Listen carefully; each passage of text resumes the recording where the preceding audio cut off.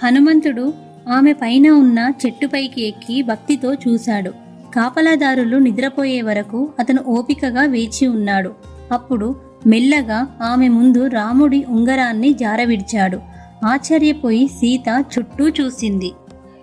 హనుమంతుడు దిగి చేతులు ముడుచుకున్నాడు. అతను ప్రశాంతంగా మరియు గౌరవప్రదమైన స్వరంతో ఇలా అన్నాడు: తల్లి సీత, నేను హనుమంతుడిని, శ్రీరాముని సేవకుడను. అతను మీ రాక కోసం ఎదురు చూస్తున్నాడనడానికి రుజువుగా తన ప్రేమతో మరియు ఈ ఉంగరాన్ని నాకు పంపాడు. అతను క్షేమంగా ఉన్నాడు మరియు నిన్ను రక్షించడానికి సిద్ధమవుతున్నాడు. సీత కళ్ళలో ఆనందంతో నీళ్లు తిరిగాయి. నెల రోజుల తర్వాత మొదటిసారిగా ఆమె గుండెల్లో ఆశ పెరిగింది. ఆమె ఉంగరాన్ని దగ్గరగా పట్టుకొని ప్రేమతో మరియు ఉపశమనంతో రామనామాన్ని తలుచుకుంది. సీత మొదట అశోకవాటికలో హనుమంతుడిని కలిసినప్పుడు ఆమె మొదట్లో ఆశ్చర్యంగా మరియు జాగ్రత్తగా ఉంది.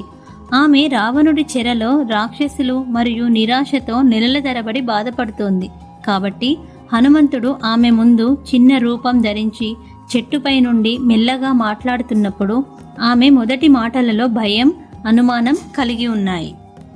అప్పుడు సీత ఇలా అంది: ఓ వానరా, నువ్వు ఎవరు? రాముడు మరియు నా గురించి నీకు ఎలా తెలుసు? నువ్వు నిజమైన జీవుడా లేక నన్ను మోసం చేయడానికి రావణుడు సృష్టించిన భ్రాంతివా?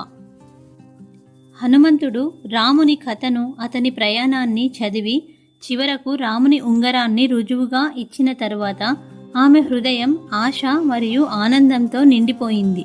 ఆమె అతనిని నమ్ముతుంది మరియు రాముని కోసం లోతైన ప్రేమతో మరియు వాంఛతో మాట్లాడుతుంది.